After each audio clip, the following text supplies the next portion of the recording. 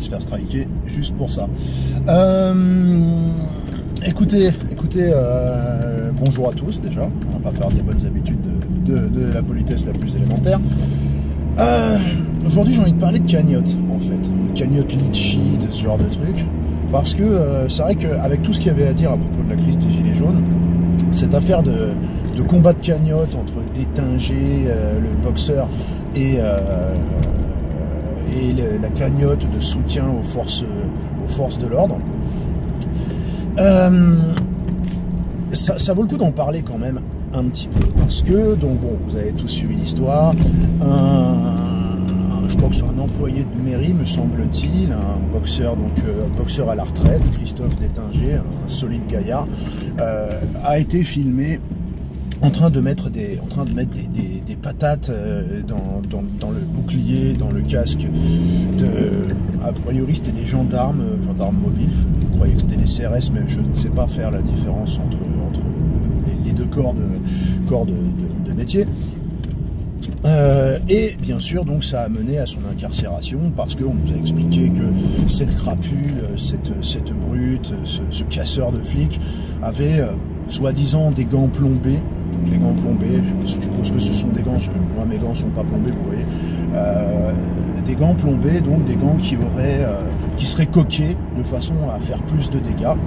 Bon, quand on connaît la puissance des coups que balance un boxeur, je suis pas sûr que le gars ait vraiment besoin de... Enfin, un boxeur pro, je parle, que le mec ait vraiment besoin de coquer ses gants pour aller au contact. Mais admettons que ça étaye l'intentionnalité, c'est-à-dire que ça réfuterait la thèse du boxeur qui aurait perdu ses nerfs face aux violences auxquelles il était confronté. Et donc ça attesterait du fait qu'il était allé sur place avec ses gants coqués pour péter du flic, voilà, et que donc ce serait une circonstance aggravante. Il y a quand même un truc que j'ai oublié de dire, c'est qu'à mon avis, quand on se dit je vais aller péter du flic avec mes gants coqués, quand on vit en 2018, à l'ère du smartphone, on a peut-être l'intelligence de masquer son visage, non? Déjà ça c'est quelque chose, je pense qu'à la base un avocat devrait pouvoir faire valoir ce point-là, c'est que on ne commet pas ce genre de choses sachant qu'on sera filmé sous tous les angles sans masquer son visage. Donc première chose, moi je pense effectivement que le gars a perdu ses nerfs, parce que je l'ai déjà dit, mais il y a peu de gens qui arrivent tout le monde n'arrive pas à réagir à la violence par la passivité. Quand on se fait taper dessus, quand on se fait matraquer, quand on se fait gazer, quand on est sous la tension nerveuse de se faire éborgner au flashball, puisque c'est la procédure maintenant de nos jours, nous dit Monsieur Castaner. C'est-à-dire que quand on manifeste, il faut s'attendre à être complice. Enfin, il faut savoir qu'on sera considéré comme complice des casseurs, même si on n'a jamais rien cassé, présomption de culpabilité par association sur décret de Christophe Castaner. Et donc, quand on est sous la tension et sous le stress de tout ce qui se passe, moi je pense qu'il y a des gens pour qui la réponse passe aussi par la violence. Donc, je sais pas, je trouve que c'est humain et c'est inévitable. Vous voyez, c'est comme ça. Faites du mal aux gens, les gens finissent par réagir au-delà de ce qui est leur droit, puisque on l'a dit, on est en France. L'État a tout droit d'exercer la violence sur le peuple. Le peuple n'en a pas le droit. Je parle pas des policiers, je parle des ordres qu'on doit leur donner, parce qu'on n'a jamais vu autant d'éborgnés, même dans des situations où la casse était bien supérieur. Ce qui s'était passé à l'occasion de la matraque de Théo, là, de cette étrange fable dont les démentis qui sont maintenant reconnus officiellement, même quand on a vu la vidéo, on se pose plus de questions, n'ont fait que de légers entrefilets, alors que force de l'ordre, je l'ai déjà dit, mais rappelez-vous à quel point la presse française a jeté de l'huile sur le feu, quitte à mettre votre vie en danger. Et rappelez-vous des dégâts faramineux qui ont eu lieu sur le mobilier public à l'occasion de cette histoire. Bizarrement, il n'y a pas eu beaucoup d'yeux crevés à l'époque. Et c'est tant mieux parce que moi je pense que même de la racaille qui pète du mobilier urbain, je pense que si on a des flashballs, c'est pas pour tirer dans les yeux des gens. Donc a priori, il y a comment il s'appelle il y a un syndicat, Siri, ou je sais plus comment il s'appelle, je vais mettre le logo ici, désolé je m'en rappelle plus, qui prend fait et cause pour une meilleure utilisation, une meilleure gestion du maintien de l'ordre en France. Parce que je pense que, comme je l'ai déjà dit, il y a beaucoup de policiers qui ne sont pas engagés pour faire ce genre de choses. Mais donc, pour en finir avec Christophe Détinger et pour revenir à l'objet de cette vidéo, la guerre des cagnottes.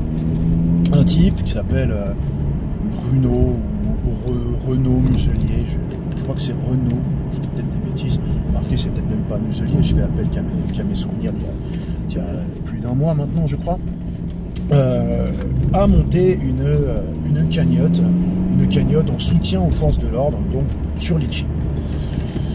Et ce, en réaction donc à cette cagnotte pour soutenir Christophe Détinger, qui avait atteint 150 ou 160 000 euros à l'époque. C'était pour dire que c'est dire qu'il y a une partie de la population qui s'est quand même sentie solidaire, non pas du fait de taper sur des policiers, mais de ce type qui peut-être avait été victime de sa réaction dans un contexte particulièrement tendu. Et qui avait quand même été incarcéré avec plus de sévérité et visiblement pour plus longtemps que des crapules qui cet été, comme je l'ai dit, ont mis des coups de couteau dans le cœur d'un gamin en misère, et qui sont déjà dehors, les petits chéris. Hein. Et les gens, à mon avis, se sont émus de ça, quoi. Quand c'est un type avec un casier judiciaire vierge, un bon père de famille qui pose pas de problème, sévérité extrême, alors qu'on n'a toujours pas retrouvé les ordures qui ont brûlé les policiers. Rappelez-vous de ça aussi, les forces de l'ordre. Il y a quand même une justice à deux vitesses. On est quand même dans un pays où on relâche des gars qui ont violé deux femmes parce qu'ils n'ont pas les codes culturels pour savoir qu'on ne viole pas des femmes, quoi. Je veux dire, ouais. Et parallèlement, on nous dit qu'il faut quand même les laisser venir. Il faut laisser venir des gens qui n'ont pas les codes culturels, en sachant que maintenant il y a jurisprudence. J'ai pas les codes culturels. Je m'en sort tranquillement, quoi. C'est donc ce Renaud Muselier, je suis désolé, c'est confus, c'est comme ça, hein, c'est le problème de ce modus operandi de parler dans la bagnole, surveille la route, etc. Et puis mon esprit vagabonde aux prises avec les 1000 colères auxquelles il a affaire. Et donc le Renaud Muselier, pour moi cette cagnotte de soutien aux forces de l'ordre n'avait pas lieu d'être, et c'était surtout comment on appelle ça, un écran de fumée, un feu de barrage pour réussir à dire oh, regardez, oui, non, la population elle soutient plus les forces de l'ordre que Christophe Détinger. Bon, c'est vrai que la cagnotte a quand même atteint des sommets, je sais plus combien, mais elle a vraiment surpassé considérablement la cagnotte en faveur de Détinger. D'autant plus que la cagnotte en question a été stoppée par Litchi, puisqu'on se rappelle, il y a Marlène Schiappa qui a estimé, hein, du haut de son expertise en matière de droit, que il fallait investiguer pour savoir qui avait donné, parce qu'ils étaient complices d'un crime.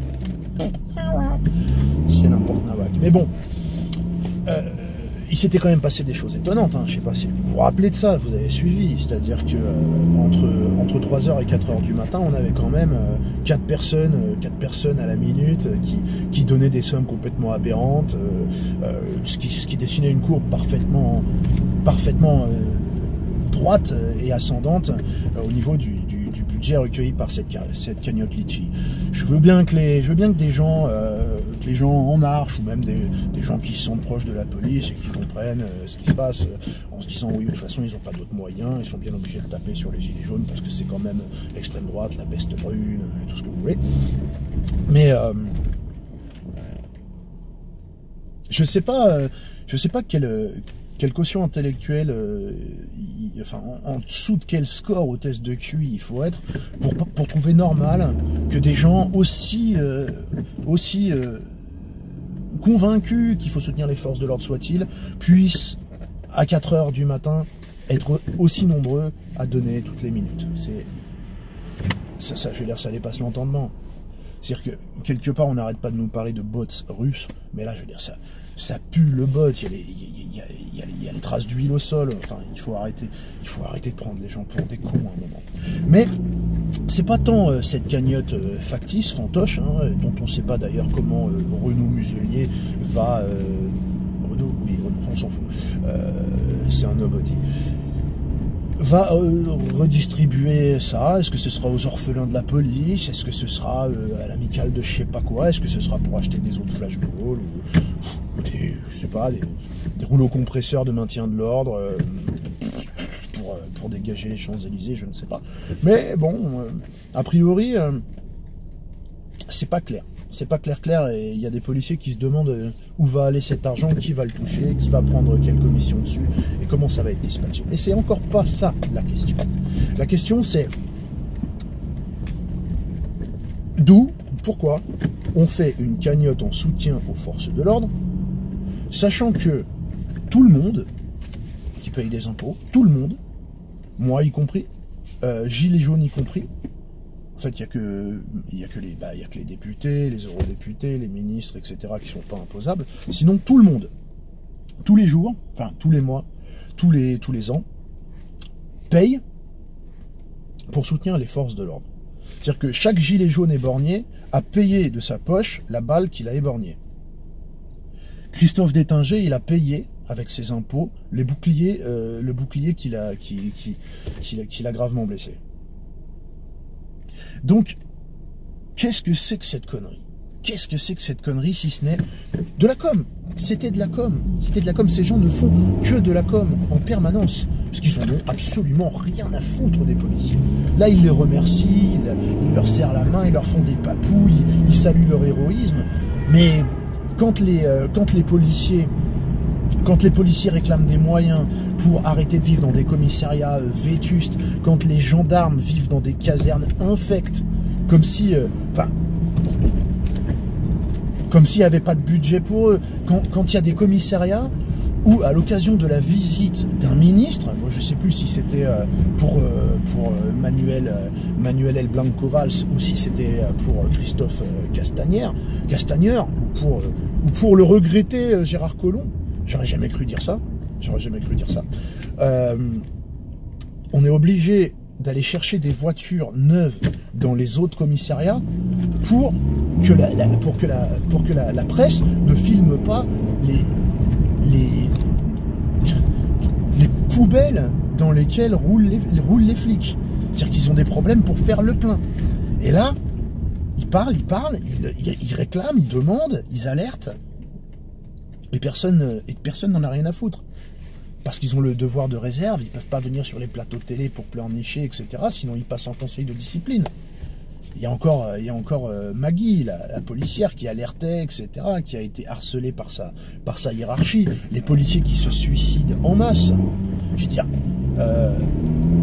c'est bien beau de dire merci, merci, vous êtes des héros, etc. Mais vous faites ça quand vous avez besoin d'eux pour vous protéger du peuple. Mais le reste du temps, ils peuvent appeler au secours, ils peuvent tirer la sonnette d'alarme, mais personne n'en a rien à foutre. Donc arrêtez avec vos conneries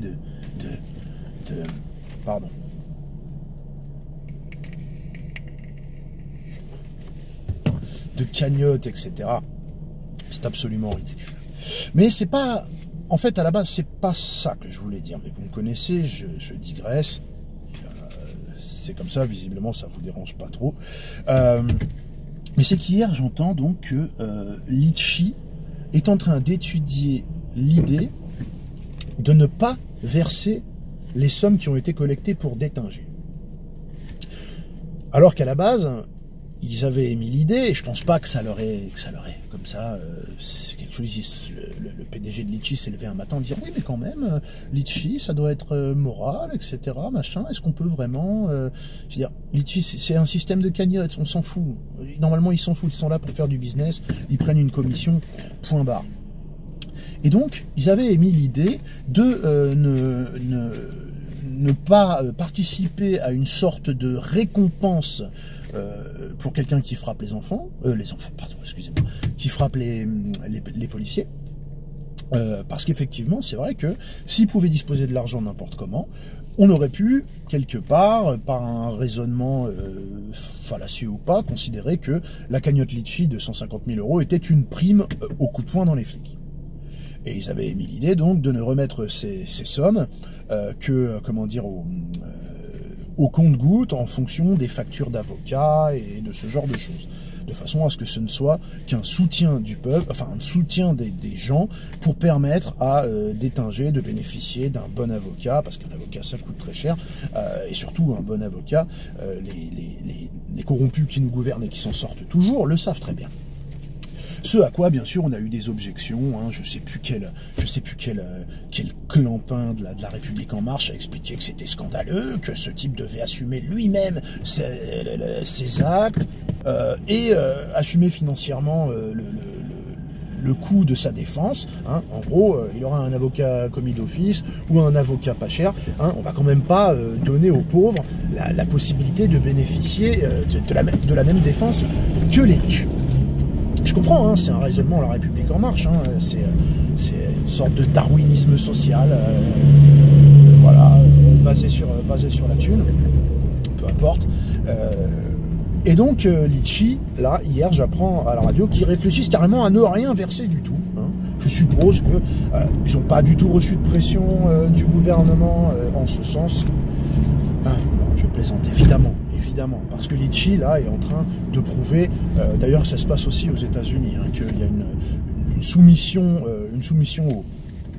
à l'idée politique en vogue, avec PayPal, etc., qui chasse des créateurs de contenu YouTube, et Litchi met le doigt dans cet engrenage-là, au risque parce qu'ils ont des concurrents, Litchi, ils ont des concurrents, il y a d'autres moyens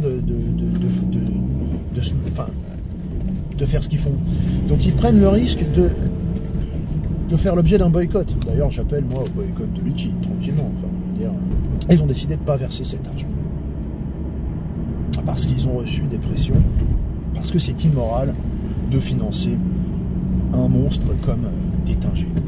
Je rappelle que ce sont des patates dans des casques. D'accord? Des patates de boxeur, mais dans des casques quand même. Et pardon, excusez-moi, je sais pas ce que j'ai aujourd'hui, je suis un peu ralenti, je suis fatigué en ce moment. Et donc c'est immoral, hein, ils peuvent pas se permettre de participer à ça. Bon, soit. Alors, le gouvernement, qui trouve que ce serait pas moral que Litchi verse cet argent à ce criminel qui est Christophe Ettinger. Moi, j'ai pas le droit de l'aider à préparer sa défense. J'ai pas le droit de l'aider à se défendre et à être jugé avec la même recherche des circonstances atténuantes qu'à chaque fois qu'une pourriture commet des choses ignobles en France et qu'elle s'en sort parce que, ah oui, mais quand même, le pauvre, ceci, cela, il a souffert, et mon cul, et l'alcool, et la drogue, ah là là, et puis on sait pas exactement, et puis son milieu social, et ceci, et cela. Juste pour essayer de faire en sorte qu'un avocat compétent réussisse à ramener le juge, non pas sur le terrain de l'exécution des basses œuvres au service de la communication du gouvernement, mais de la justice avec individualisation des peines, etc., et recherche du contexte et des circonstances atténuantes. Ce serait immoral de ma part de faire ça. D'accord, d'accord. Sauf que, tous les jours, je participe au bien-être, à la recherche du bien-être de personnes qui sont moralement infiniment plus condamnables que Christophe Ettinger, d'accord? Parce que les types qu'on va ramener là, les 50 djihadistes adultes, hommes et femmes, qu'on va ramener pour les sauver de la peine de mort en Syrie, au Kurdistan, ou enfin chez les Kurdes, ou en Irak. Ces gens-là, on va bien les ramener avec mon argent. Hein. Bon, il paraît que c'est Trump qui nous les livre en avion gouvernemental américain.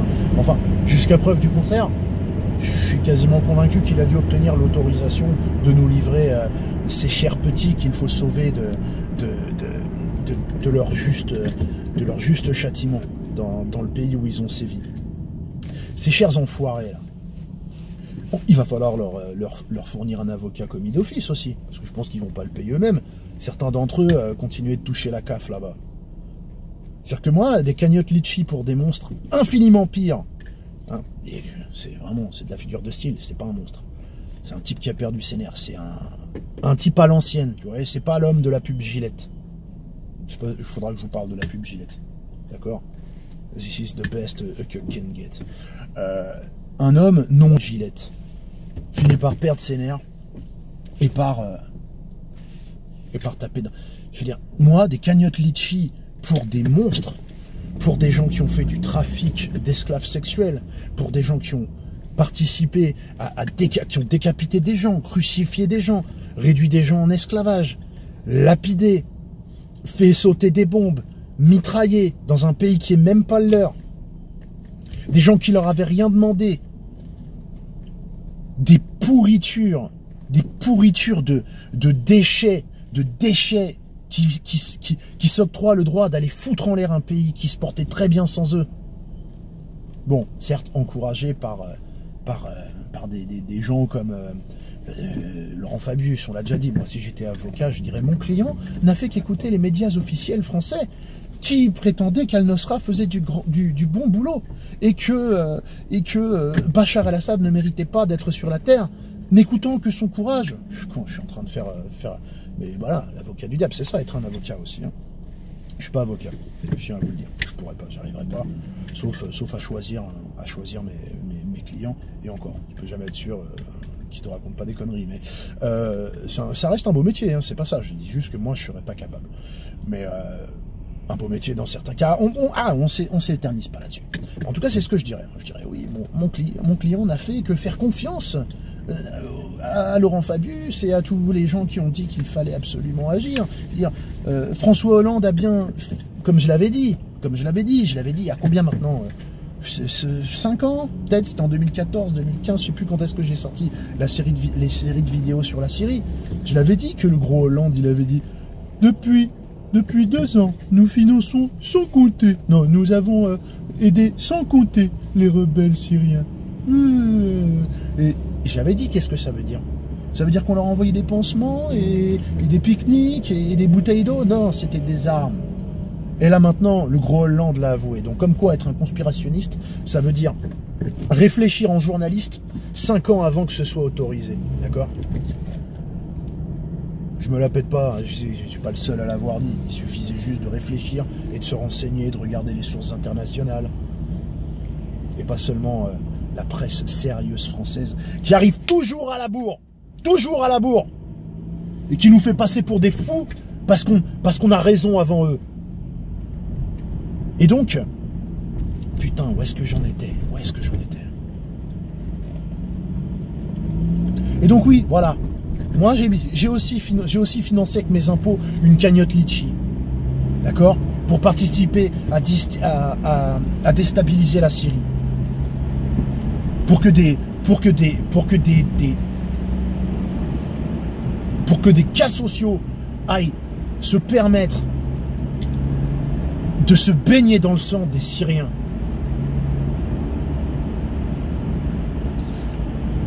Avec l'assentiment de nos gouvernements et du prix Nobel Obama. Moi, j'ai financé ces choses-là. Quand ils vont revenir, il va falloir que je finance leur avocat commis d'office.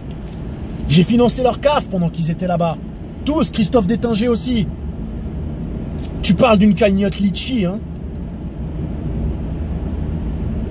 Et donc, ces gens-là qu'on ramène, déjà, au lieu de les laisser se faire exécuter là-bas, parce que c'est ce qu'ils méritent. Parce que quand j'entends dire, oui, mais c'est à la France de juger ces gens parce qu'ils ont pris les armes contre la France. La plupart, ils n'ont pas pris les armes contre la France. C'est les gens qui ont commis les attentats, qui ont pris les armes contre la France. Eux, ils ont brûlé leur passeport, ils ont fondé leur califat, et c'est contre les populations sur place qu'ils ont commis leur forfait. Je ne vois pas pourquoi ce ne serait pas aux Kurdes, aux Syriens, aux Libyens de juger ces ordures qui ont tué leur mère, leur père, leurs frères, leurs sœurs, leurs amis, leurs voisins. Je veux dire, si jamais moi je vais aux États-Unis et que je tire dans la foule, t'inquiète pas que Donald Trump, il va pas être assez con pour me renvoyer en France où il sait très bien qu'on va pas me buter. L'État français pourra faire des pieds et des mains pour me récupérer, et je suis sûr d'ailleurs que pour une raison étrange, il va faire moins d'efforts que pour ces gens-là, mais ils vont me foutre sur la chaise électrique et ce sera bien fait pour ma gueule. Parce que ce sera des Américains que j'aurai buté. Je vois pas pourquoi, au nom de quel complexe de supériorité occidentale à la con, on considérerait que la justice française doit juger à la place de la justice syrienne des gens qui ont buté des Syriens. Sous aucun raisonnement ne permet de justifier de cela. Rien, que dalle, nada, niente. Et donc, ces gens-là, on va les juger sur la base de quoi? Ils étaient en Syrie. Ils vont tous dire « Ouais, mais non, moi j'y étais allé, j'étais cuisinier, moi j'étais charpentier, moi j'étais allé pour soigner les enfants malades, ah, moi j'ai suivi mon mari, ah, parce que nanana, et moi c'était... » Tous ils seront allés là-bas, et tous ils vont dire « Ah oui, mais dès que j'ai vu ça, je me suis dit, oh là là, quelle horreur, mais je pouvais pas faire autrement que de rester, et puis j'ai fait belle figure avec la mitrailleuse, etc. » Mais j'ai toujours tiré à côté, hein. Ils vont tous nous faire ce coup-là, tous. Et avec certains juges qu'on a, vous allez voir que ça va marcher. Il y en a qui vont être relaxés. Faute de preuves, vous croyez quoi? Que les Kurdes et les Syriens, ils ont dressé des dossiers qu'ils vont nous donner? Et encore si c'était le cas, avec justement ce complexe de supériorité que j'entends dans la bouche des journalistes qui se font l'avocat de ce genre de choses, dans la bouche de Muriel Pénicaud, hein? Paraît que le Mordor réclame le retour de sa citoyenne d'honneur. On va encore dire que oui, mais non, hein, c'est quand même des systèmes judiciaires et d'investigation qui n'ont pas le degré de fiabilité d'une autre. Alors, hein, mets-moi tout ça à la corbeille et on va essayer de voir ce qu'on peut faire. Ah, sur la base de quelles preuves vous allez les confronter au fait qu'ils ont tué des gens? Et quand bien même, avec l'échelle des peines en France, sachant que parlez-moi pas de perpétuité, hein. Parlez-moi pas de ça, parce que la perpétuité n'existe pas. Et donc ces gens-là, ils vont de toute façon, encore une fois j'en reviens à cette histoire de cagnotte litchi, je vais cotiser dans la grosse cagnotte litchi que représente le trésor public, enfin le gros pot où vont tous nos impôts, pour que ces gens-là soient logés. Bon, je ne dis pas que c'est chouette, hein, mais de toute façon, ils ne méritent pas d'être bien traités, ces gens-là, on est d'accord. Je suis prêt à améliorer les conditions de détention de tas de gens, mais pas de ces ordures-là. Pour qu'ils soient logés, nourris, soignés. Sait-on jamais, peut-être qu'on va on va leur faire quand même du sport, parce que les droits de l'homme, tout ça, machin. On va peut-être leur donner des télévisions, on va peut-être des PlayStation aussi, pourquoi pas. D'accord ? Et donc je vais cotiser, moi, dans cette cagnotte litchi. Pour des terroristes. Pour des gens qui ont décapité des gens. Vivants. Vivants. Mais à côté de ça, on va pas donner l'argent à Christophe Détinger pour se défendre. Mais putain, mais qu'est-ce qui se passe dans ce pays? C'est un asile psychiatrique. Et comme je vous le dis, même condamnés à perpétuité, ces gens-là, ils vont sortir dans 20-30 ans. Et il va falloir encore que je les prenne en charge. Parce qu'il n'y a pas en France de peine au-delà d'un certain crime, tu peux plus voter, etc. Mais tu as toujours droit à tes minima sociaux. Donc il va falloir que je les prenne en charge. Encore une fois, cotiser dans la grosse cagnotte litchi pour un monde stupide et suicidaire et dysfonctionnel. Enfin, pour une société stupide, suicidaire et dysfonctionnelle. Mais on est où? Dans quel pays de taré? Dans quel pays de taré, Christophe Détinger, là, il est immoral de le soutenir financièrement, alors que quoi, là, comment il s'appelle ce mec? Karim, je sais pas comment, je connais plus son prénom, pardon. Bégal, là, selon enquête exclusive, le type était, donc c'est un membre d'un réseau terroriste, je sais plus exactement ce qu'il faisait, mais enfin bon, suffisamment grave pour que on le fasse pointer au commissariat matin, midi et soir. Et le type était logé dans un hôtel 3 étoiles, dans je sais plus quelle région. sur nos côtes. Sur nos côtes. Elle est pas belle, la cagnotte litchi de l'État? Donc voilà, c'est... On en revient à 1984, quoi. Là, ce qu'on nous demande, ce qu'on demande à des gens qui réfléchissent à ce qu'ils ont sous les yeux, c'est d'adopter la double pensée. C'est de réussir à considérer d'un côté qu'il est immoral de filer de l'argent à Christophe Détinger pour des coups de poing, dont personne n'est mort, qu'il a peut-être donné en perdant ses nerfs, mais que, concrètement à côté, il est logique de dépenser des millions et des millions et des millions et des millions d'euros pour entretenir des terroristes qui sont rendus responsables de la mort dans des conditions de sauvagerie inimaginables, de gens innocents. Et on nous demande d'accepter les deux informations sans les confronter et sans devenir dingue. Les injonctions contradictoires. On nous demande de monter en bas, littéralement. Moi, ça me rend fou. Je suis content pour les gens qui ont réussi à adopter la double pensée. C'est plus mieux bon pour eux, je suis d'accord. C'est pas une faute de français, c'est une référence à la novlangue orwellienne. Mais ce pays est fou. Ce pays est complètement fou. Alors,